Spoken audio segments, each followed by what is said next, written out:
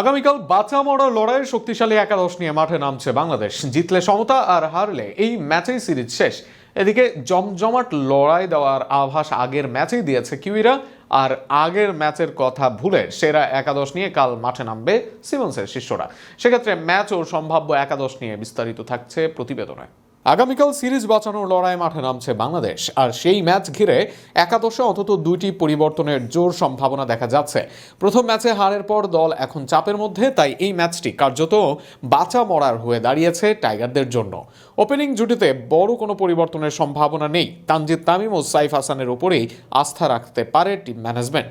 যদিও আগের ম্যাচে তামিম ব্যর্থ ছিলেন, তবে সাম্প্রতিক পারফরমেন্স বিবেচনায় তাকে আরেকটি সুযোগ দেওয়া হতে পারে। অন্যদিকে সাইফ হাসান প্রথম ম্যাচে ভালো ইনিংস খেলেছেন, তাই তার জায়গা প্রায় নিশ্চিত। 3 নম্বরে নাজমুল হোসেন শান্তর জায়গা নিয়েও আলোচনা আছে। ধারাবাহিকভাবে ব্যর্থ হলেও তাকে এখনই বাদ দেওয়ার ঝুঁকি নিতে চাইবে না দল। বিশেষ করে বড় টুর্নামেন্টের আগে তাকে আত্মবিশ্বাস ফেরানোর সুযোগ দিতে চাইবে টিম ম্যানেজমেন্ট। সবচেয়ে বড় পরিবর্তন আসতে পারে মিডল অর্ডারে। 4 নম্বরে একাদশে ফিরতে পারেন সৌম্য সরকার। অভিজ্ঞ এই ব্যাটার দলের কঠিন সময় ইনিংস গড়ে তোলার ক্ষমতা রাখেন।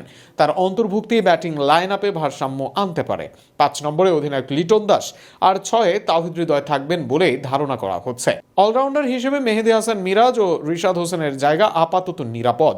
যদিও ব্যাট হাতে তারা প্রত্যাশা পূরণ করতে পারেননি, তবুও দলের ভারসাম্যের জন্য তাদের রাখা জরুরি। বোলিং বিভাগে আসতে পারে আরেকটি গুরুত্বপূর্ণ পরিবর্তন। কন্ডিশন যদি স্লো হয় তাহলে মুস্তাফিজুর রহমানকে একাদশে ফেরানো হতে পারে। তার কাটার ও ভেরিয়েশন এই ধরনের উইকেটে কার্যকর হতে পারেন তিনি।